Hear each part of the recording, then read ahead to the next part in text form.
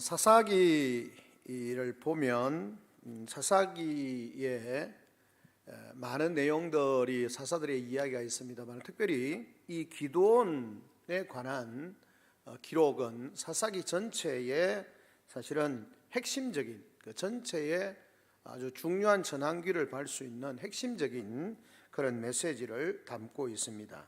구체적으로 보면 이 기드온의 사건을 통하여서 그 이후와 그 이전의 그런 사사들의 모습으로 또 살펴볼 수 있는데요. 어떤 면이냐면 이 사사기의 긍정적인 모습과 부정적인 모습이 사사기에 모두 나타나게 되어집니다. 그런데 사실은 안타깝게도 이 기드온, 사사 기드온의 사건 이후에 긍정적인 면보다는 부정적인 면으로 기록되어지는 일들이 더욱더 많아지게 되어집니다. 사실 이스라엘 백성들은 끊임없이 범죄하고 그런 그들을 향하여서 하나님이 인내하시고 또 인내하시다가 결국은 그들의 삶에 대해서 하나님께서 버려두시는 그런 모습들을 장주 보게 되는 거죠. 긍정적인 모습에서 부정적인 모습으로 반복되어지는 그 사건 속에서 하나님께서 그들에 대해서 긍휼하심을 넘어서 또 이제 진노로 그들 가운데 나타나고 있는 그런 모습들을 보게 되어지는 것이며, 사실 6장부터 시작해서 8장까지의 3장에 걸쳐서 나오는 것이 이 사사의 어떤 사건치고는 굉장히 많은 할애를 하고 있는 내용이 기드온에 관한 내용입니다. 그 기드온의 내용에 이 사사기가 주고자 하는 가장 중요한 내용들이 다 포함되어져 있다라고 그렇게 말할 수 있겠습니다. 그런 면에 있어서 오늘 본문을 통해서 우리가 생각해 볼 수 있는 것은 하나님께서 이 기드온을 부르시고 계신다라고 하는 것입니다. 사실 이스라엘 백성들은 끊임없이 범죄하고 이제 기드온의 사건에 이르러서 그들이 하나님께 부르짖음에도 불구하고 하나님께서 적극적인 구원이 이렇게 응답이 없으시는 그런 상황에 직면하게 되어집니다. 이유는 반복되어지는 죄악으로 말미암아 하나님과의 이스라엘 백성과의 관계가 점점 어려워지는, 점점 멀어지는 그런 관계가 되어졌다는 거죠. 하나님께 부르짖으면 하나님 바로 응답하시고 그렇게 하시다가 사사기쯤 오면 반복되어지면서 하나님과의 이스라엘 백성과의 관계가 점점 소원해지고 멀어지는, 점점 악화되어지는 그런 상황이라고 볼 수 있겠습니다. 그래서 우리가 아는 것처럼 이 사사기의 패턴 자체가 어떻습니까? 범죄하게 되어지고, 그러면 그 범죄를 통해서 하나님께서 뭘 합니까? 그들을 징계하시는 거죠. 그러면 그 징계를 통하여서 그들이 뭘 합니까? 하나님 앞에 회개하는 거죠. 회개합니다. 그러면 하나님께서 또 긍휼을 베풀어 주셔서 그들을 구원하십니다. 그들이 회복되어져요. 그리고 하나님이 주시는 평안을 좀 살다가 또 얼마 가지 않아서 또 범죄합니다. 그럼 또 하나님이 징계를 하시고, 그러면 또 징계 가운데 있으니까 너무 힘드니까 또 회개하는 듯하게 합니다. 그리고 하나님이 또 속으시는 거죠. 긍휼히 여기셔서 그들에게 사사를 보내셔서 용서해 주십니다. 구원하십니다. 그럼 또 범죄를 하는 이런 악순환의 패턴들이 반복이 되어지는 그런 상황 가운데서 한 번, 두 번, 세 번, 네 번 이러면서 하나님과 이스라엘 관계가 점점 어려워지는 그런 상황에 직면하게 되어지는 것입니다.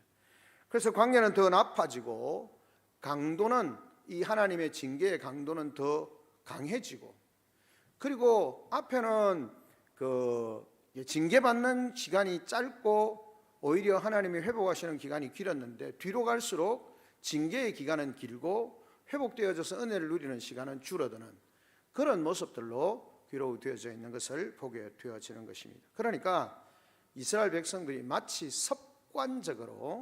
습관처럼 죄를 짓고 습관으로 하나님 앞에 부르짖고, 그런데 하나님께서는 이번에는 어떻게 하십니까? 하나님께서 사사를 보내 백성을 구원하시기 전에 그들을 먼저 책망을 하고 계시는 그런 모습들을 보게 되어지는 것입니다. 하나님 불순종하는 그 이스라엘 백성들을 향해서 하나님이 책망을 하시고, 그리고 구원할 자로 기드온을 부르시는 장면을 우리에게 보여주고 있는 거죠. 자, 그런데 지금 이 하나님의 말씀과 기도원의 일의 모습은 전혀 매치가 잘 되지 않는 그런 모습입니다. 그러니까 지금 기도원이 이 본문에 나오는 것처럼 미디안 사람들로 인해서 굉장히 두려워 떨면서 무서워 떨면서 어떻게 합니까? 타작은 너른 마당에서 그렇게 바람이 불고 치면서 타작을 하면서 추수를 해야 되는데 그냥 그걸 다 빼앗길까 싶으면서 포도주 틀에 숨어서 마치 그냥 웅크리고 숨어서 그냥 겨우 조금씩 이렇게 추수하는 밀을 가는 것처럼 그런 모습으로 위축되어 있는 그런 모습, 두려운 모습으로 숨어 있는 그런 모습인데 하나님이 그에게 뭐라고 말씀하십니까?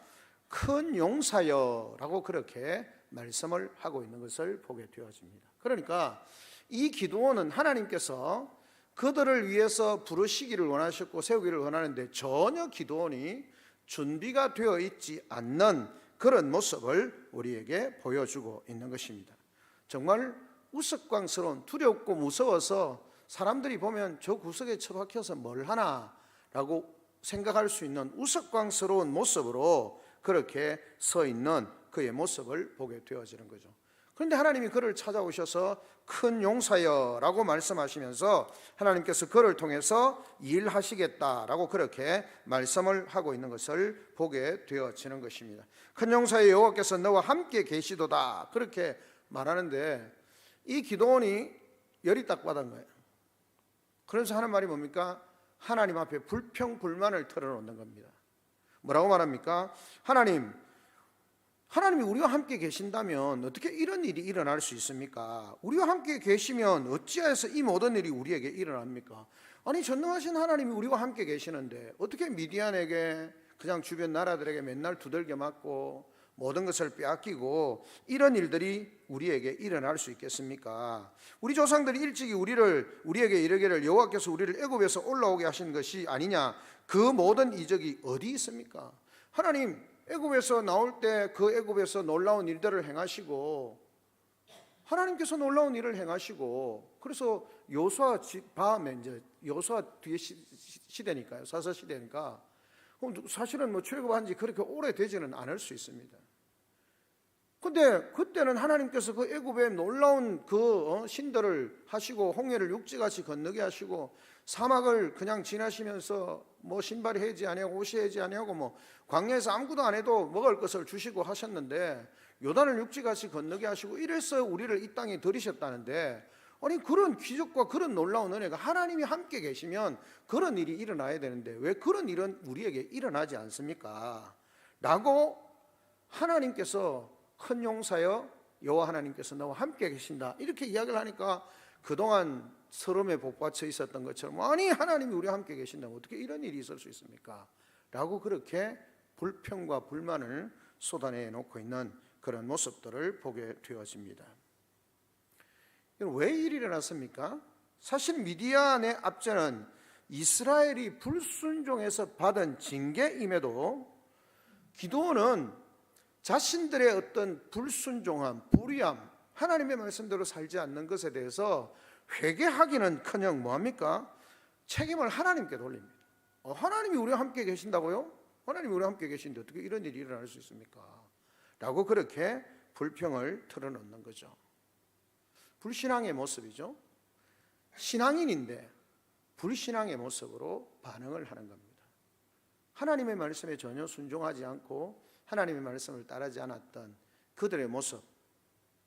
그런데 하나님이 그들을 회복하기 위해 찾아오셔서 하나님 너희와 함께 계신다고 할 때 버럭 하나님 우리와 함께 계신다고 어떻게 이런 일이 일어날 수 있습니까? 라고 그렇게 말하게 되어지는 것입니다. 그런 그에게 하나님은 기도원을 불러서서 사명을 주시는 과정을 우리에게 말씀을 해주고 있습니다. 하나님은 거듭 약속하셨지만 기도원은 여전히 하나님이 함께 하실 것이라고 하는 것에 대한 확신이 서지 않았습니다. 그래서 하나님께 뭘 합니까? 자꾸 뭘 요구하는 거죠. 하나님 우리와 함께 하신다는 것을 보여주십시오. 하나님이 우리와 함께 하신다는 것을 보여주십시오 라고 그렇게 말하는 것입니다. 사실 이런 모습은 우리의 모습과 비슷합니다. 하나님께서 약속하신 축복과 승리가 있는데도 불구하고 어떻습니까? 여전히 현실적인 그런 어떤 어려움, 힘든 이런 것들 때문에 하나님을 신뢰하지 못하고 어떻게 합니까? 하나님을 신뢰하지 못할 뿐만 아니라 하나님을 향하여 원망하면서 하나님 우리와 함께 계신다면, 하나님 우리와 함께 계신다는 것을 확실하게 좀 보여주십시오 라고 그렇게 요구를 하고 있는 것을 보게 되어집니다. 하나님의 뜻을 알고자 하는 우리의 기도의 모습이 우리는 어떠한지를 사실은 한번 살펴보아야 되는 거죠. 이 기도는 전혀 준비가 되지 않았고 자신의 삶에 대해서 그 외적에 대한 두려움은 있지만 하나님에 대한 신뢰 전혀 없고, 자신들이 왜 이런 어려움을 당하는가에 대해서 반성도 전혀 없고, 그냥 마음에 분함만 있고 적들에 대한 두려움으로 인한 무서움이 그 삶을 지배하고, 하나님이 함께 계신다고 하는데 그 하나님에 대한 불만이 가득하고, 여러분 우리를 구원하셔서 이스라엘 백성을 애굽 땅 종되었던 곳에서 인도하셔서 약속의 땅 가나안에 하나님이 들이셨는데 그 땅 가운데서 하나님이 축복을 누리도록 세워주셨는데 그들이 뭡니까? 왠지 모르지만 알죠. 자기들이 모를 뿐이지. 그리고 외적의 침입을 당하고 고통을 당하고 하나님에 대한 원망만 가득하고, 그러니 그 속에 무슨 하나님의 은혜가, 하나님의 능력이 임할 수 있겠느냐라고 하는 것입니다. 그런 상황 가운데서도 하나님은 그들을 불쌍히 여기셔서 찾아오신다는 겁니다. 하나님은 지금도 우리 가운데 찾아오십니다. 우리가 잘 깨닫지 못할 뿐이지 하나님 우리에게 찾아오십니다. 말씀을 통해서 하나님께서 우리에게 또 성령의 은혜를 통해서 우리를 찾아오십니다. 그리고 우리에게 말씀하시는 거죠. 큰 용사여. 여러분 기도원이 지금 여러분이 성경을 볼 때 기도원이 큰 용사 같습니까? 전혀 큰 용사 같지 않습니다. 두려움에 떨고 불만에 가득하고, 그래서 추수하는 것을 그냥 두려워 떨어서 포도주 틀 안에서 웅크리고 앉아서 그냥 도리질하면서 크게 하는 것이 아니라 그냥 숨어서 콩닥콩닥하고 있는, 어떻게 큰 용사라고 할 수 있겠습니까? 그런데 하나님께서 그에게 찾아오셔서 말씀하고 계시는 것입니다. 의심하고 두려워하는 기도원과 그를 세워서 반드시 하나님의 백성을 구원하시려는 하나님의 강한 의지, 이것이 사실은 강력하게 대조가 되는 거죠. 하나님은 그를 큰 용사로 부르시면서 그가 큰 용사인 것을 알게 하는 것인데, 그 용사가 되는 것은 그가 본래부터 태어난 용맹스럽게 뭔가 탁월한 재능을 가지고 있기 때문에 그런 것이 아니라 뭐라고 할 말입니까? 하나님이 함께 하시기 때문에 큰 용사가 되는 거예요. 여러분 우리가 큰 용사가 되는 것은 우리 자신을 보면 큰 용사가 될 만한 요소가 전혀 없습니다. 또 우리가 큰 용사가 되는 것은 하나님이 우리와 함께 가시는 거죠. 기도원을 찾아오셔서 큰 용사라고 말씀하실 때 우리가 인간적으로 보면 큰 용사가 될 만한 요소가 전혀 없는 사람입니다. 그런데도 불구하고 찾아오셔서 큰 용사여 내가 너희와 함께 한다라고 그렇게 말씀을 하고 있는 것을 보게 되어집니다. 사랑하는 성도 여러분, 우리가 왜 하나님의 은혜 가운데 살아갑니까? 또 우리가 왜 힘겹고 어려운 상황 가운데서도 우리의 귀를 열고 우리의 눈을 열어서 주님을 바라보아야 될까요? 우리의 상황과 우리의 형편들을 돌아보면서 믿음으로 바라보아야 되는 이유가 뭐냐 하면, 말씀과 기도와 예배와 상황 가운데서 하나님 자기 백성을 찾아오시는 겁니다. 죄를 지어가지고 불순종해가지고 엉망진창이 되어져 있는, 그래서 신음하고 고통하는 그들을 하나님이 한순간도 놓치지 않고 보고 계시다가 긍휼을 베푸실 시점이 되어져서 찾아오시는 겁니다. 우리가 무슨 우리의 능력으로 구원받거나 우리의 능력으로 역사를 이루는 거 아니잖아요. 하나님의 은혜가 필요한 거죠. 그런데 중요한 것은 우리를 찾아오실 때에 그 주님을 만나야 합니다. 문제는 우리가 하나님이 우리를 찾아오시는데 우리가 관심도 없고 생각도 없고, 그러니까 그 찾아오시는 주님을 만나지를 못합니다. 그 주님을 만나지를 못하니까 우리 속에 그 하나님의 능력을 경험하지 못하게 되는 거예요. 그 하나님을 주님을 만나지 못하니까 늘 여전히 내 생각대로, 두려워하는 세상을 향한 두려운 마음, 하나님을 향하여 불평, 불만하는 마음, 원망하는 마음, 그걸 가지고 살아가니까 그곳에 하나님의 은혜와 능력의 역사가 나타날 수가 없게 되는 거죠. 그런 상황 가운데 하나님이 기드온을 찾아오셔서 큰 용사여 내가 너와 함께 하겠다라고 그렇게 하나님께서 말씀하고 계시는 것입니다. 그리고 그를 통해서 하나님의 놀라운 역사를 이루어 가시겠다라고 그렇게 말씀을 하고 있는 것을 보게 되어집니다. 그러면서 하나님께서 드디어 이 기드온을 통해서 우리가 잘 아는 미디안과의 전쟁을 위하여서 하나님께서 군사를 부르시는 장면을 우리가 살펴볼 수 있는 거죠.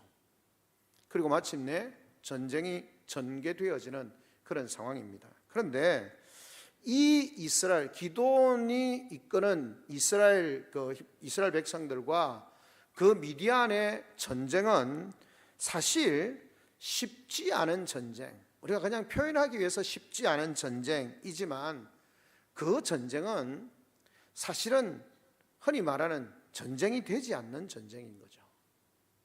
왜 그렇습니까?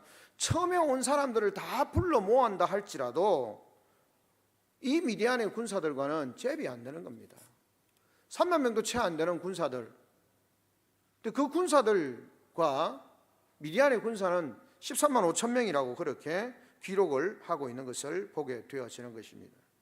그러니까 자원에서 그래도 어쨌든 용기 있게 나왔던, 등 떠밀려서 나온 사람들을 다 모은다 할지라도 3만 명도 채 되지 않는 그 군대와 아주 정예군으로 있는 13만 5천 명의 미디안군이 싸우면 전쟁이 안 되는 거죠. 그렇게 해도 안 되는 전쟁인데 하나님께서 다 정리해내고 몇 명을 세우십니까? 300명을 세우시는 거죠.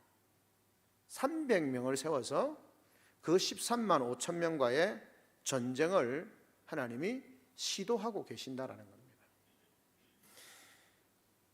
사사기 7장에 보면 그렇게 말씀을 합니다. 7장 2절에 보면 여호와께서 기드온에게 이르시되 너를 따르는 백성이 너무 많은즉 내가 그들의 손에 미디안 사람을 넘겨주지 아니하리니 이는 이스라엘이 나를 거슬러 스스로 자랑하기를 내 손이 나를 구원하였다 할까 함이니라 라고 그렇게 말씀을 하고 있는 것을 보게 되어지는 것입니다.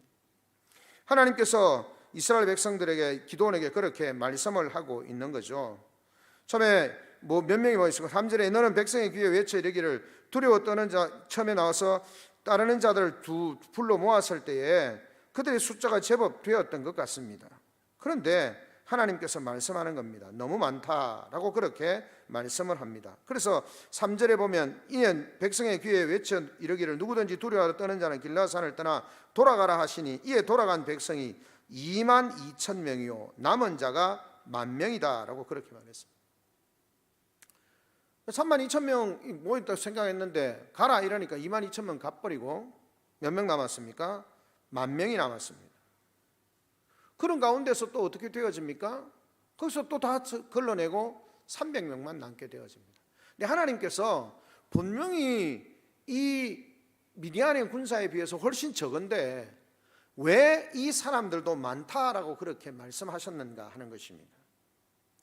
사실 이스라엘 군대를 300명으로 제한하셨는데 이것이 사실은 인간적으로 생각하면 300명하고 13만 5천 명하고 전쟁이 되겠습니까? 전혀 되지 않는 거죠. 그런데 왜 이렇게 하셨는가 하는 것입니다. 기드온의 사건을 통해서 하나님이 사사기에서 중요한 내용을 보여주시는 거죠. 왜 그렇게 말씀하시는가? 이 전쟁은 하나님의 전쟁이라는 겁니다. 하나님의 전쟁, 그 하나님의 전쟁은 그 전쟁의 승리는 숫자에 있지 않다라는 것입니다. 그리고 무기의 우수성에 있는 것도 아니라는 것입니다. 이런 외적인 조건이 아니라 하나님이 함께 하시는 그것을 통해서 하나님이 전쟁을 승리한다는 거예요. 외적 조건을 좋다고 생각하면 왜 그렇겠습니까? 내가 잘했구나. 무기가 좋았어. 전략이 좋았어. 숫자는 우리가 뭐 3만 명 정도밖에 안 되지만 3만 2천 명 합해가 다 해도 3만 2천이지만 그 13만 5천 명 싸움을 이기면 그래도 숫자적으로 굉장히 적지만 우리가 전략적으로 잘 싸워서 용감히 싸워서 그래서 우리가 전쟁에 이겼다. 만에 하나라도 그런 말을 할까 해서 하나님께서 숫자를 확 줄이시는 겁니다. 그리고 300명으로 그 숫자를 제한을 하시게 되어지는 것입니다. 왜 그랬을까요? 말씀드린 것처럼 이 전쟁은 하나님의 전쟁이라는 겁니다. 성도의 삶은, 이 땅을 살아가는 성도의 삶은 내가 싸우는 것이 아니라 하나님이 함께 하시는 싸움이라는 거예요. 그 싸움에 내가 잘났고 내가 똑똑해서 내가 힘이 좋아서 승리했다, 하나님은 그거 원치 않으신다는 겁니다. 기드온 사건에 있어서 굉장히 중요한 아주 핵심적인 것이 뭐냐면, 사사기에 정리하는 것이 뭡니까? 17장에도 나오고 21장에 나오는 것이 뭡니까? 그때에 이스라엘의 왕이 없으므로 라고 그렇게 말합니다. 그러니까 하나님이 왕이시잖아요. 이스라엘의 왕이 하나님이신데, 그런데 사사기를 정리하면서 그때의 이스라엘의 왕이 없으므로,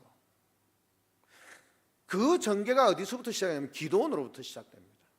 기드온이 그렇게 하는 거죠.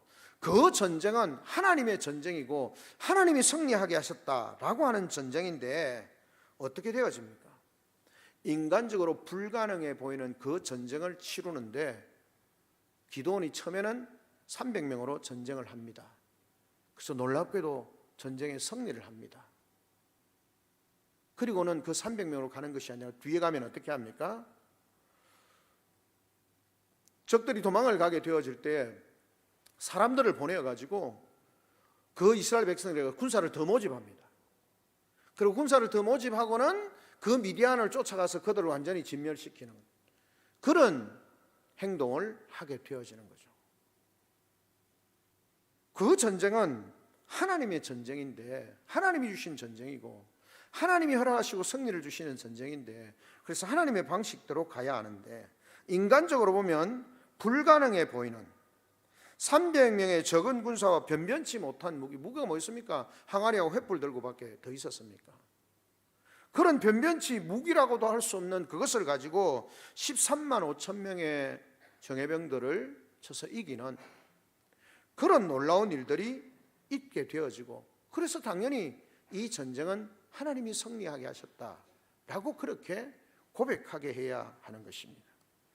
나의 노력과 준비와 실력이 오히려 하나님의 전쟁에 있어서 방해거리가 될 수 있습니다. 우리가 뭐 열심히 해야 된다, 잘 준비해야 된다, 그런 의미, 그걸 하지 말라는 의미가 아니라, 우리의 전쟁은 하나님을 앞세우는, 하나님과 함께하는 전쟁이어야 하는데 그렇지 않을 때가 많다라는 것입니다. 오히려 하나님의 일하심은 하나님의 영광을 가리는 그런 일들이 있게 되는 거죠. 안타깝게도 기드온은 이 유혹을 이기지 못했습니다. 전적으로 300명을 가지고 전쟁에서 하나님이 승리를 주셨습니다, 이렇게 해야 되는데, 온갖 그 전쟁에서 내가 열심히 해서 승리했다라는 것을, 그 유혹을 이기지 못했습니다. 그래서 어떻게 합니까? 사람들을 보내서 군사를 더 모집하게 되어지고, 그리고 그 전쟁에서 결국은 승리를 하게 되어지는 것을 보게 되어지는 것입니다. 그리고는 어떤 일이 났습니까? 우리가 8장에 읽었던 것처럼 그렇게 말하고 있는 것을 보게 되어집니다. 그때 이스라엘 사람들이 기드온에게 이르되 당신이 우리를 미디안의 손에서 구원하셨으니.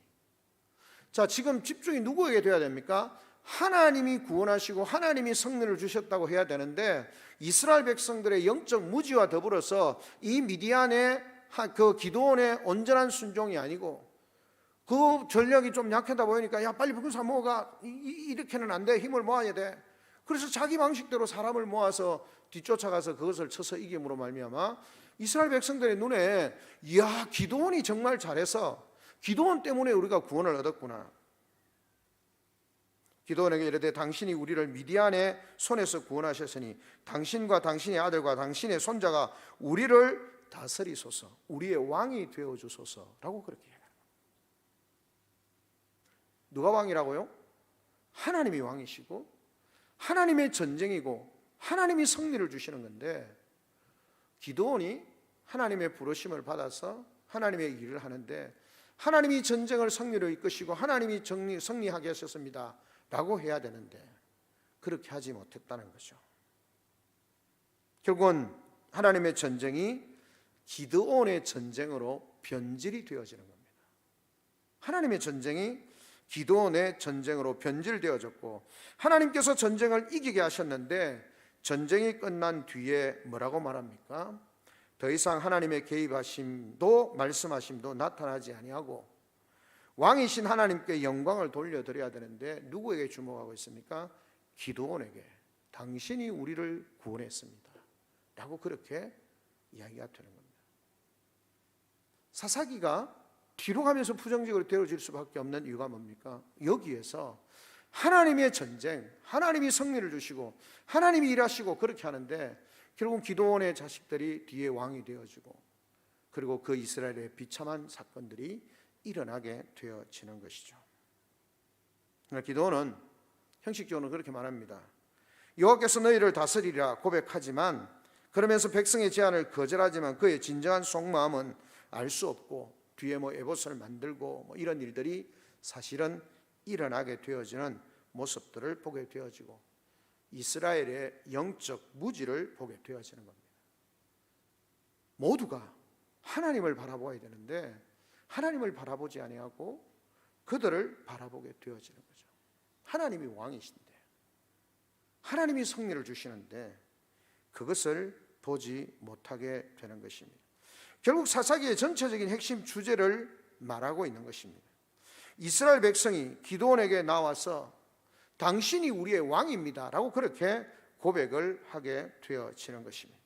이 전쟁은 하나님의 전쟁, 하나님이 진정한 왕이시고 그 왕이신 하나님께서 우리를 지켜주시고 우리에게 승리를 주셨다. 그래서 우리는 하나님을 바라봐야 된다. 이렇게 가야 되는데, 하나님이 그렇게 전략을 짜셨는데 기드온이 중간에 변질을 시킴으로 말미암아 기드온이 우리를 구원했습니다 라고 그렇게 변질되어져 버렸다는 겁니다.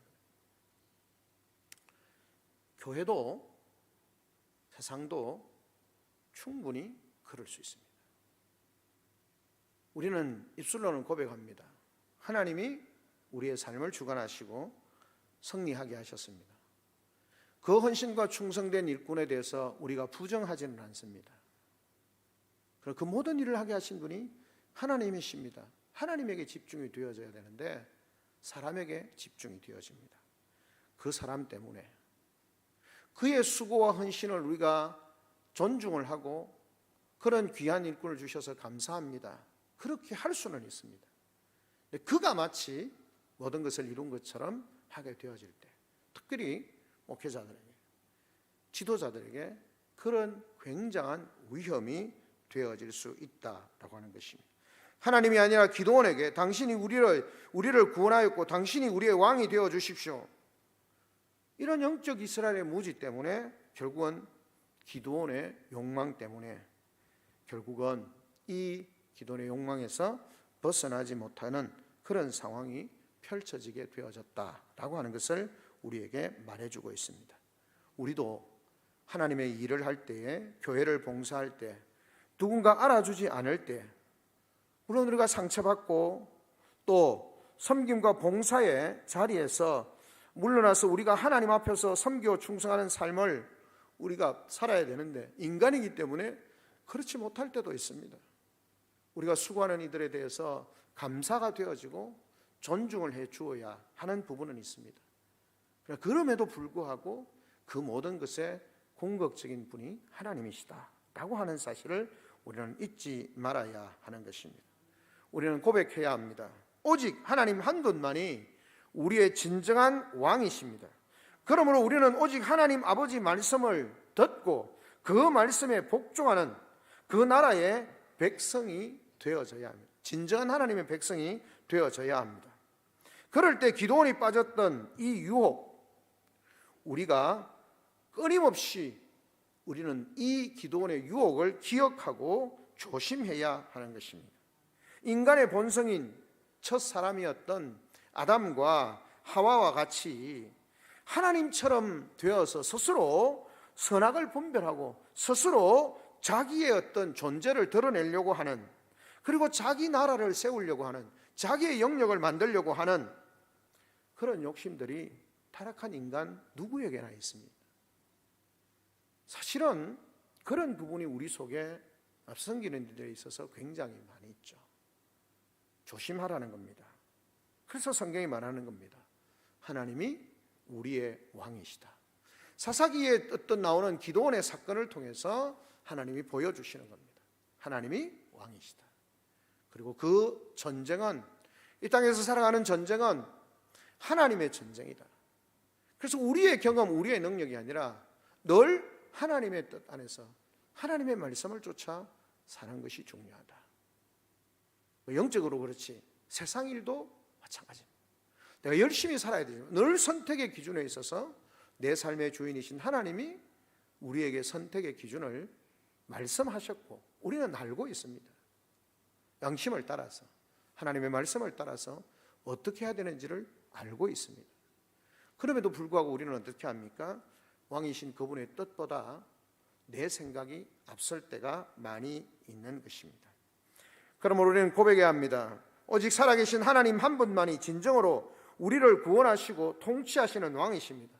그분 앞에 겸손히 나를 낮추고 하나님께 영광을 돌리는 우리가 되어지고 우리 가정이 되어지고 우리 교회가 되어질 때 하나님께서 주시는 승리를 경험할 수 있게 되는 것이고, 하나님이 주시는 승리만이 진정한 승리가 되어지고 모두를 살게 하고 모두를 행복하게 하고 모두가 감사하게 하는 것임을 기억해야 하는 것입니다.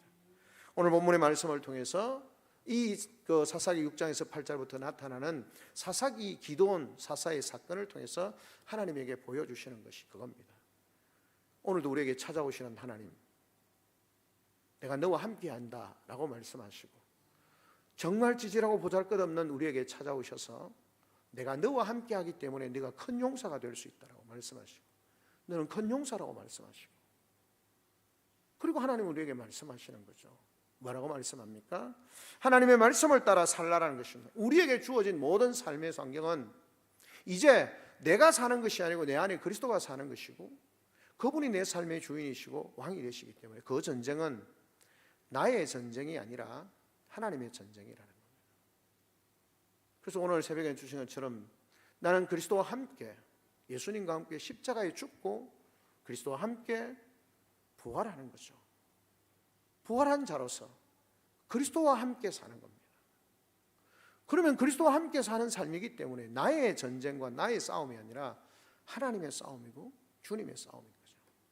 그럼 나는 주님의 뜻을 쫓아 살아가는 겁니다.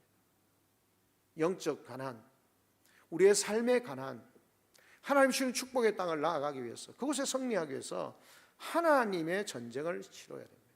나의 전쟁을 치르지 말고 하나님의 전쟁을 치러야 됩니다. 나는 뭐냐? 아니요, 하나님의 전쟁에 내가 동참하는 겁니다. 아니, 내 삶 자체가, 내 싸움 자체가 하나님이 하시는 싸움이에요. 그러면 그 하나님이 하시는 싸움은 하나님이 이기시는 거죠. 그 하나님의 싸움을 내가 하면 지는 겁니다. 그래서 우리는 우리의 삶에 이 하나님이 왕이십니다 고백하는 그 전쟁에 하나님이 전쟁임을 알고 하나님이 나의 왕이십니다. 어느 누구도 내 삶의 주인이 될 수 없습니다. 하나님만이 내 삶의 주인이십니다. 우리 가정의 주인이십니다. 교회의 주인이십니다. 고백하며 나아가는 저와 여러분의 삶이 되어져서 왕이신 나의 하나님께서 내게 승리를 주시고 나의 힘이 되시고 나의 능력이 되시고 나의 기쁨이 되시고 승리로 인하여 나의 감사가 되시는 그 놀라운 은혜의 믿음의 삶을 살아가는 복된 우리 성도들이 되시기를 주님의 이름으로 축원합니다. 아멘. 우리 시간 다 같이 한 목소리 한번 기도하며 나아가겠습니다. 하나님, 우리에게 주신 말씀을 붙들고 기도하며 나아가고 오늘 이 시간 나라와 민족을 위해서 기도를 통해서 우리가 삶의 제사로 하나님 앞에 나아갑니다. 우리의 기도를 들으시고 응답하시는 하나님의 은혜와 복이 있게